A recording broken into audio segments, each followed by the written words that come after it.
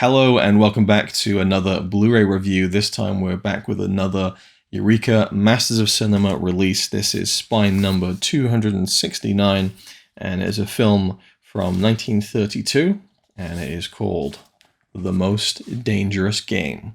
So this one I was kind of intrigued by, with the concept, like the hunter becomes the hunted, and here's the very nice slipcover which kind of shows you the route of where the characters go on the island that the film is pretty much entirely set on. A really interesting poster and an interesting way to go with the design of the Blu-ray, but I really like it. And yeah, so this is The Most Dangerous Game. Notable for being filmed at the same time as King Kong in the early 1930s, and actually using the same sets in some cases with the jungle stuff that happens in the second half of this very short film. It's only 63 minutes long. So I wanted to obviously talk about the film first, get that out of the way, because I have some thoughts on this one. I was not sure what to make of this one, I have to say, as we started things off in the early stages of the movie. So our main character is a kind of big game hunter, and they talk about in the commentary and the supplemental materials of the Blu-ray that back at this point in time, that was a very honorable thing, and something that society looked up to, was someone who killed animals for fun, you know, whereas these days those people are kind of despicable assholes and are rightly viewed as that. But our main character is called Bob Rainsford, played by Joel McCrea, and Rainsford is on a ship with some of his fellow, I'm not even sure if they are fellow hunters or whatever the actual kind of the trip is, but they run afoul of some treacherous waters and the ship sinks, and he ends up on this island and makes his way to a castle. And in this castle he meets the kind of guy who lives on the island, played by Leslie Banks, and his name is Count Zaroff. For me, he's the one thing that kind of throws the film off for me a little bit. Not in a way that ruins it, but it's so he is supposed to be Russian, Count Zaroff, and he doesn't sound it. He sounded Welsh to me. And, you know, being Welsh, I don't think I have a Welsh accent at all, but I can kind of recognize one. And I had to look it up and see if this guy was Welsh or not. He's not, he's English. But so he's in English trying to do a Russian accent, but there was just a way that he was talking. Sounds a bit Welsh at times. You know, I'm just like, what? It's supposed to be Russian, you know. It's very strange, right? And it just kept throwing me off throughout the whole movie. Oh, Rainsford, you'll find this game worth playing. When the next ship arrives, we'll have gorgeous sport together. We'll have capital sport together, I hope. You will be amused, I know.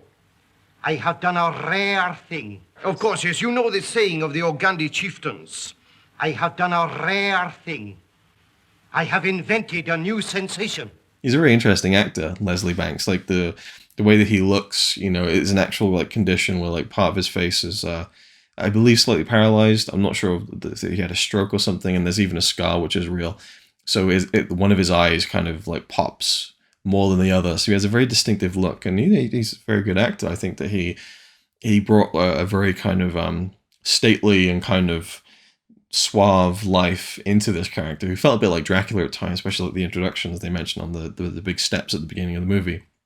And you know, I think he does make the movie because the main character, Rainsworth, he's pretty stock. He's a pretty bland character, I think. There's not much to Rainsford.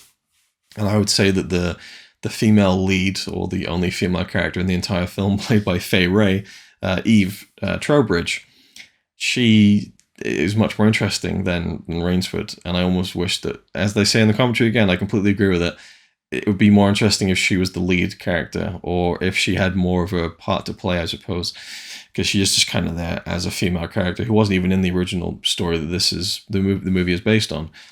She was kind of brought in to kind of, I guess, spice things up a bit, I suppose, and have a love interest, but it did help the film, I think, to have her there, and also gave Count Zaroff a bit more leverage to be despicable, I suppose, where he's insinuating that the kind of the prize at the end of this hunt would be the woman. But so Rainsford turns up at this castle, and all seems well enough, I suppose. Zaroff is very charismatic, and yes, you can stay here, it's fine. We'll get you off on your way in a few days.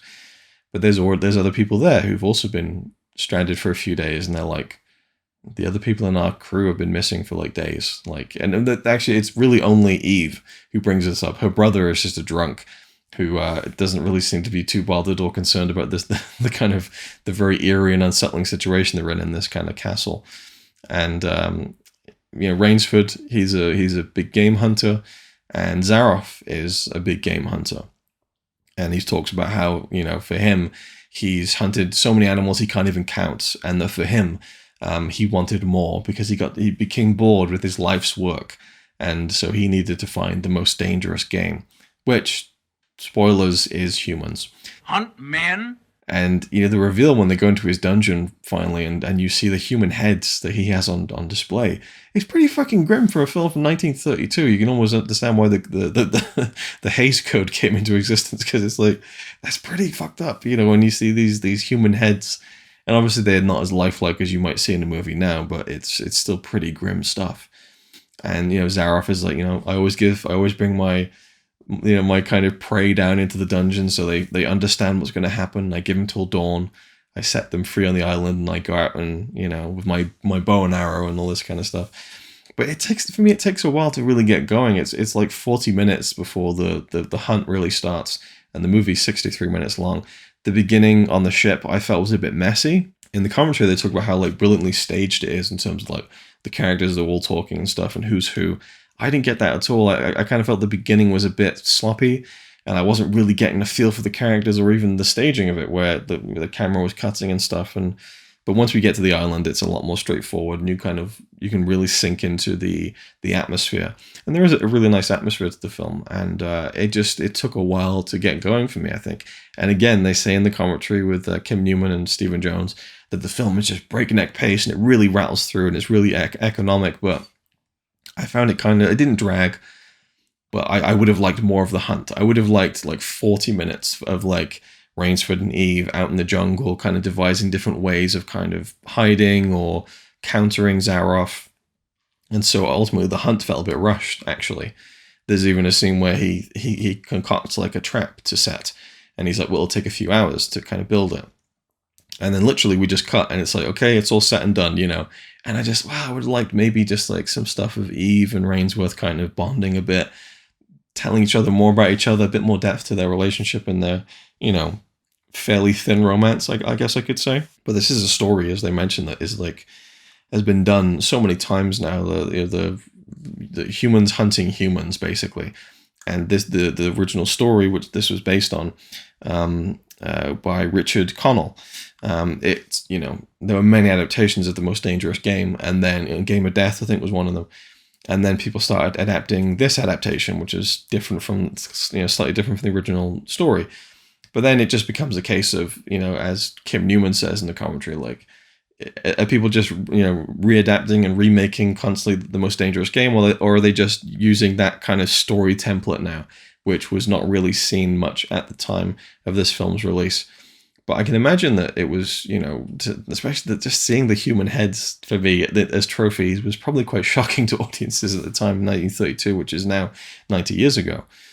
But I liked it. The more it went on, the more I liked it. And the closer we got to the end, the more tighter the film got, and the more it funneled into this final climactic kind of showdown, which I really enjoyed. And there's a really funny piece of trivia, really, in that the original short story, I think it was a short story. I think it was a short story because it's the film itself is fairly short, and they mentioned that it's kind of an applicable length for a movie from the short story source material. But the end of it is literally Zaroff and Rainsworth facing off, and one of them says to the other something to the effect of, I'm paraphrasing, one of us is going to get fed to the dogs and die tonight. The other is going to sleep very well. And then there's a blank line, and it just says, and blank sleeps very well. So the person who wins this showdown, you don't know how they won. It's just, it's literally like the equivalent of like missing reel, and they fight to the end.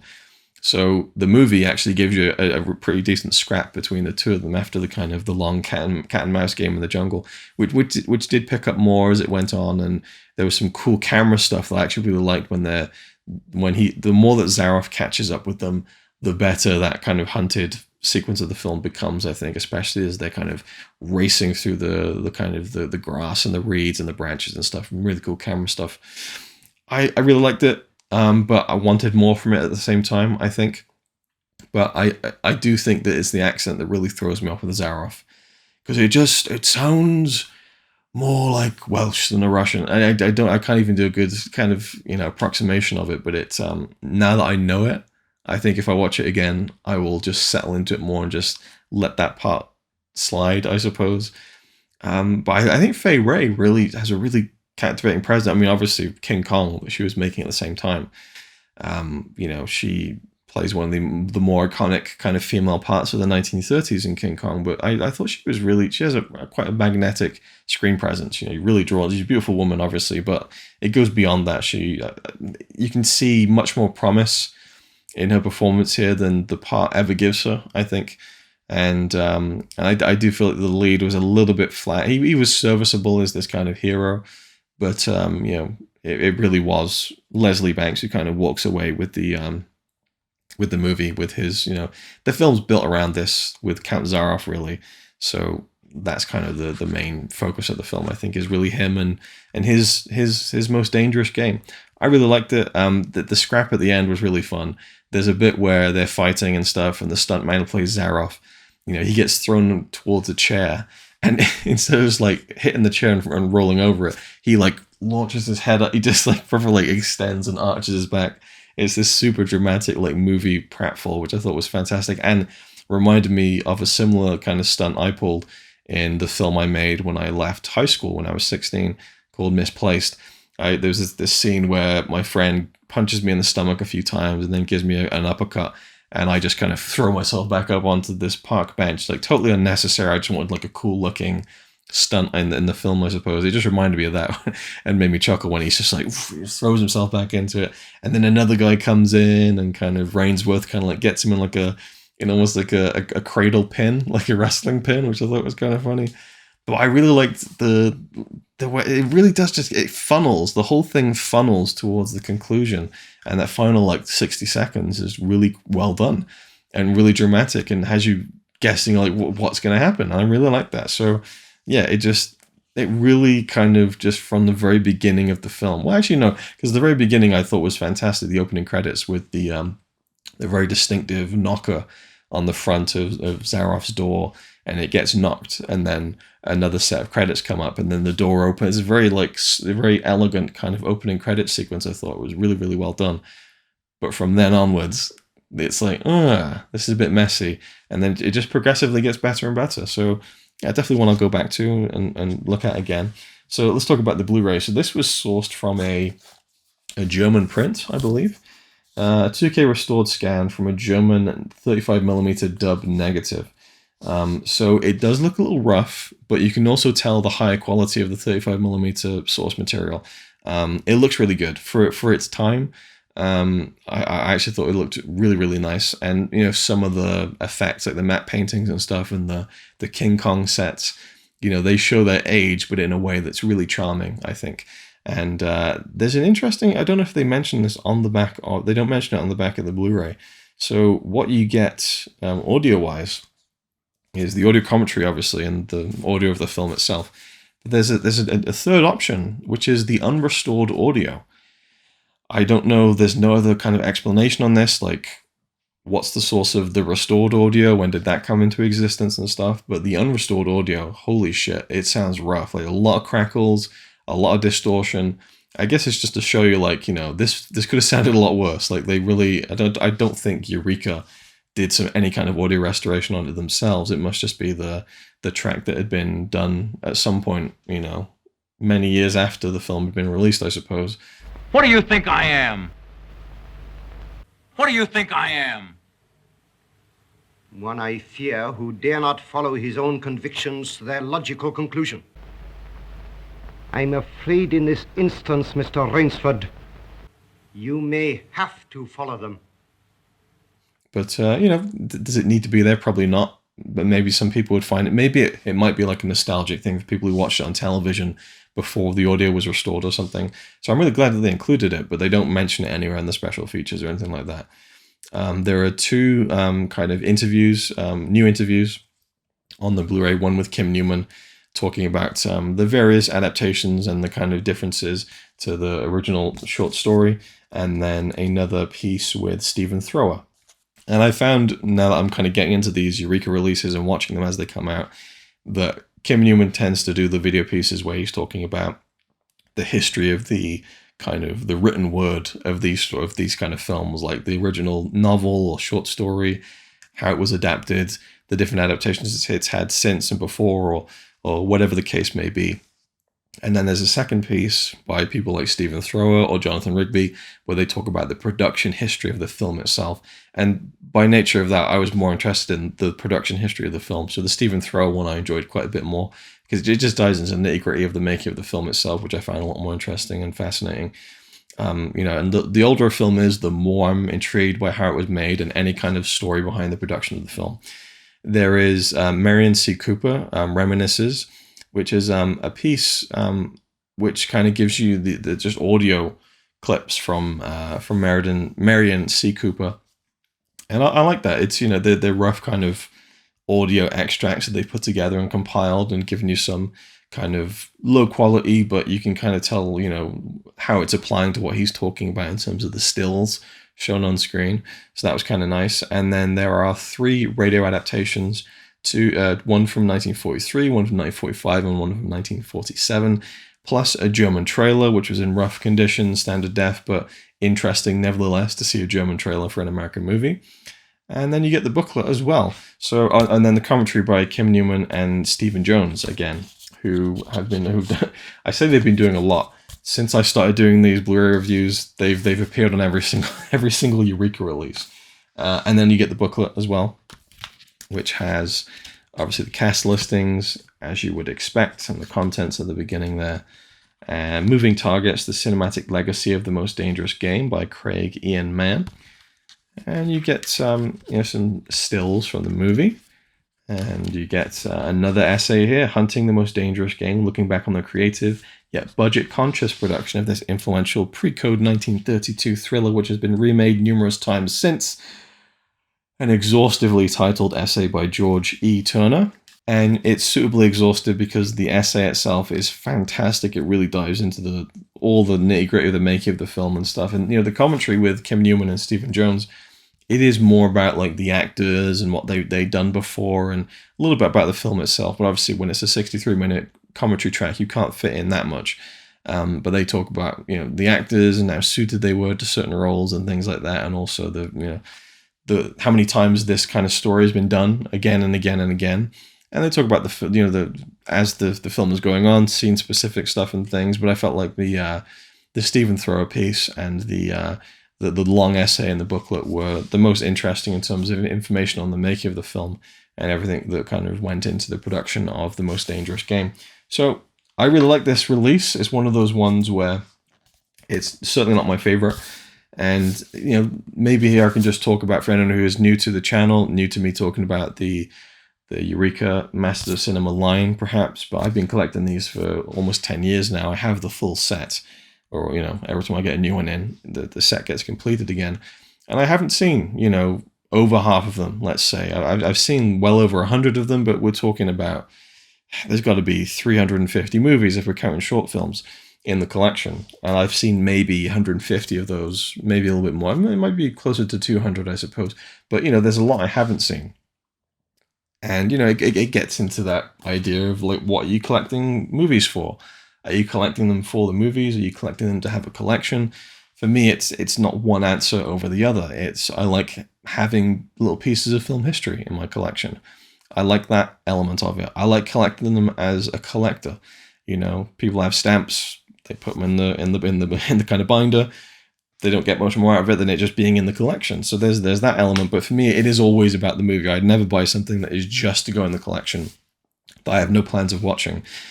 And with the Eureka Massive Cinema line, in particular, the MOC line, it's so varied and different. And I've just found so many great discoveries through that.